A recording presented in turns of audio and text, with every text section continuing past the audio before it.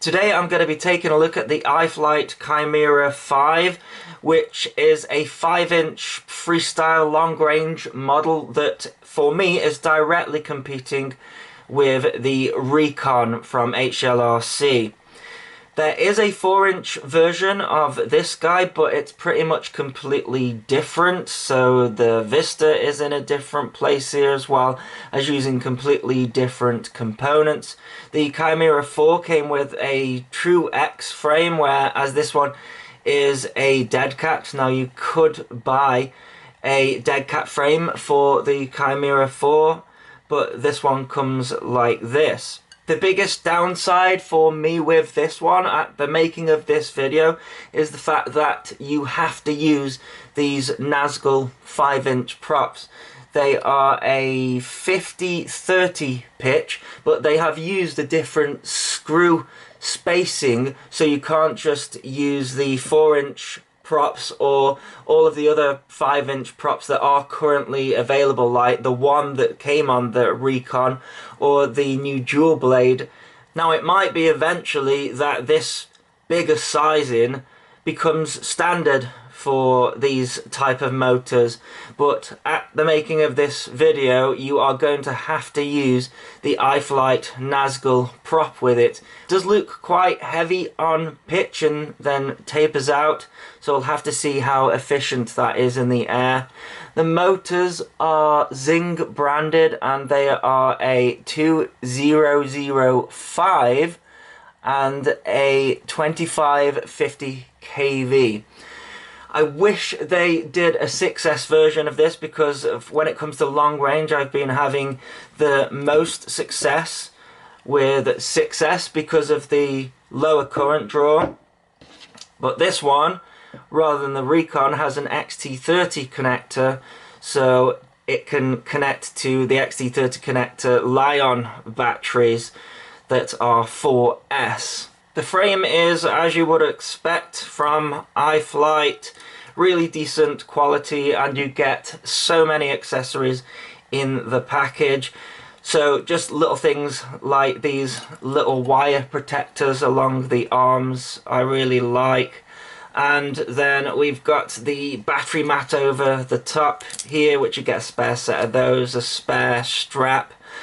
3D printed parts, including the iFlight logo underneath, and 3D printed parts for the GPS at the back. One thing I've noticed is we don't have any shielding on the GPS wire here, and Vistas are known to cause interference with this. Now the majority of this wire is not underneath the Vista, so maybe that is why. We've got a buzzer on there as well with its own battery, very loud this one, and the button is on that side to turn it off. The Vista is mounted in the center, which I'm not usually much of a fan of, but then we've got the GPS unit out the back here. Personally, I would have preferred the Vista to go here. We've got an all-in-one board underneath there. It is 45 amp, it's an F7, and it's green in coating, which is unusual these days. But yeah, great specs out of this. Of course, if anything fails on there, then you have to replace the entire board, so I guess the lower current draw and the fact that this is going to be a bit more of a cruiser will help that fact. I really like how they've dealt with the antenna, so we've got big antenna for long range, but it slides out nice and easily, but then goes tight if you push it in, so you know you can just tilt it back like that if you are needing it for storage. We've got an XT30 connector on the back here, and it's 4S only, unfortunately. I wish they had done a 6S version, because I've been having the most success with these long-range flights on 6S, so unfortunately I can't do that. I can go 4S with the 4S Li-ion batteries so that I can get a decent flight time. I do think, I'm not sure, but maybe we'll get the props completely out of shot with this one, so that'd be something good. On the top, it comes with an adapter for iFlight's own Naked Hero GoPro case. They do provide in the package a adapter for that, so you can have a full-size GoPro there if need be. Just like with all iFlight stuff, you get a lot of stuff in the box. So we've got the propellers there, this adapter, we've got USB Type-C and also micro, so you can update your Vista, which will have to activate, and you can also look at the flight control settings. Not actually much to change in there, I have to say. GPS rescue isn't set up out of the box. In fact, they give you a little tip thing here so that you can set it up yourself, but they're basically saying that, you know, it's temperamental, it can be risky, here's how you set it up if you want to, kind of like that. Bunch of iFlight stickers and then the schematic. So you're going to need to be accustomed to Betaflight to get this one in the air, but they've basically given you everything that you need if you know a little bit about Betaflight and what you're doing to get by.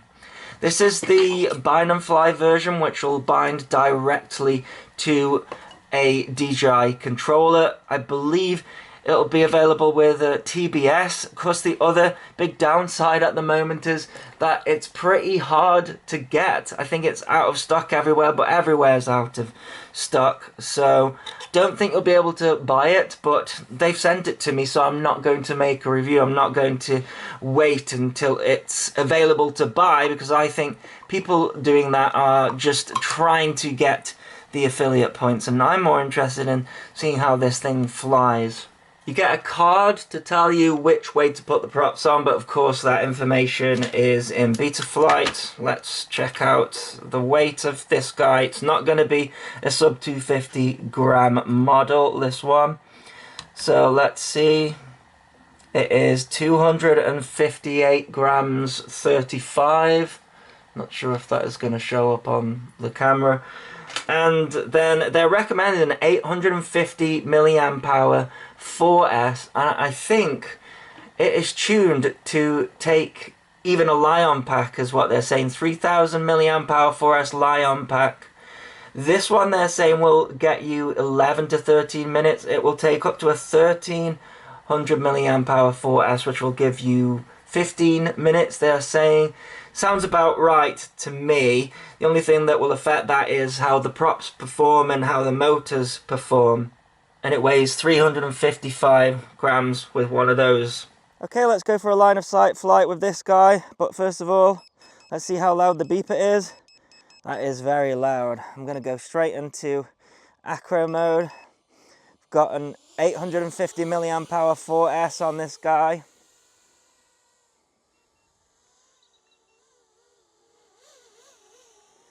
Oh, it sounds quiet. Sounds very quiet. See what the punch is like. I guess because it's so light, it's just got so much power with these smaller batteries. And really that's what I'm after with these guys, because I'm not really like a long range person.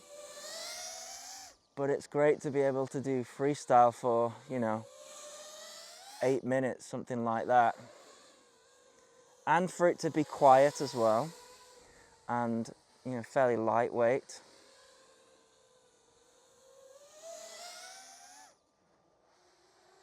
I'm not hearing any flutters or anything like that. This is the battery that this quad is designed for, and it has been properly tuned. I really like the rates actually as well. Speaking of actually, they have used the actual rates rather than the usual Betaflight rates. And I really like that. Wow, it just disappears.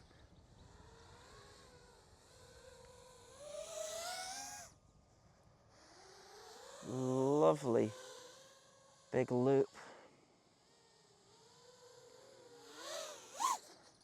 The only thing I'm concerned about on a sunny day like this is jello through the camera. So I'll have to see about that. It is a real shame about those props. You'll have to let me know in the comments what you think about that. Is that a deal breaker? I mean, you know, what if you have this model for a while, it's your favorite model, and then iFlight, oh, they just stop making these props?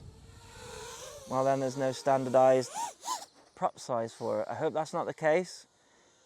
In iFlight, you know, they're still making parts for their first frames, so maybe this will catch on, you know?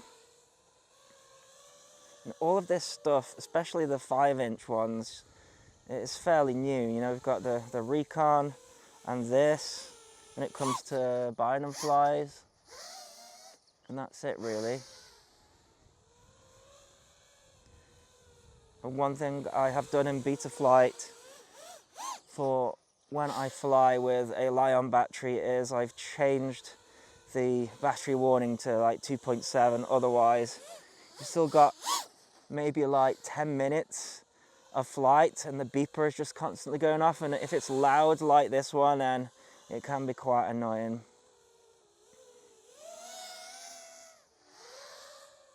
It flies so good line of sight. A bit of a windy day here today as well. Okay, let's go for an FPV flight with this guy. Zips out of the air. This isn't going to show, unfortunately, on the on-screen display, but I instantly got 12 satellites and it's showing the home point straight away. So GPS, just like the Chimera4, is just working straight away. So they got a better GPS unit, I think, than the others. So that's a plus. Even over the Recon, I don't get any satellites at all. It really struggles. Oh, this is feeling so nice. See that with the Nebula Pro camera, especially, we are lucky and have no clouds today, but got that lens flare that you don't really get with the DJI camera. I'm in high quality mode here with focus mode off, running at 25 megabit. We do that so that we can use audience mode because there's a couple of us flying DJI here. We like to look at each other's flights, but we also like to have enough channels to play with. This is what it's all about, man. People say, oh, you know, these long range models, they aren't for doing freestyle. And yeah, maybe if you hit concrete at the wrong angle, then, you know, maybe you could end up with a broken frame. But, you know, it's not always a guarantee that you're going to have a solid frame with, you know, a heavier model, because, you know, you've got the inertia of the model on top of it, whereas this is just really light. The tune feels so good. Just on the throttle. Other companies need to take note of this. They have come a long way, iFlight. I cannot fault this tune whatsoever with this battery. Just perfect. Full throttle and no movement at all. Inverted yaw spin for days. Doesn't seem to be any jello coming through to the picture. But something that I have found that might not happen with this one. When you start piling these heavier batteries, so the Li-on batteries, the 3000 milliamp hour one, what can happen is we start to get some flex in the props. and that can cause some vibration, and then you get jello in the feed. I'm never a fan of them mounting the cameras in TPU or anything that's flexible. You know, Flywheel got that right with the LR4, mounting it in metal. AndyRC, they usually mount it in aluminium as well. Sorry, aluminium. Okay, let's have a look at the voltage sag is like. So we've been going for 4 minutes nearly. 14.8 volts. Let's see if it does sag. Yeah, it definitely sags. So, could do with a throttle limit going on there, really, with a Lion pack, because, you know, just as I'm cruising here, you know, the voltage shoots straight back up. This pack's had about 10 cycles through it, so not the newest of batteries. We want to be landing at 14 volts. But, you know, just cruising around here, I can easily see a 10-minute flight time with this guy on this battery.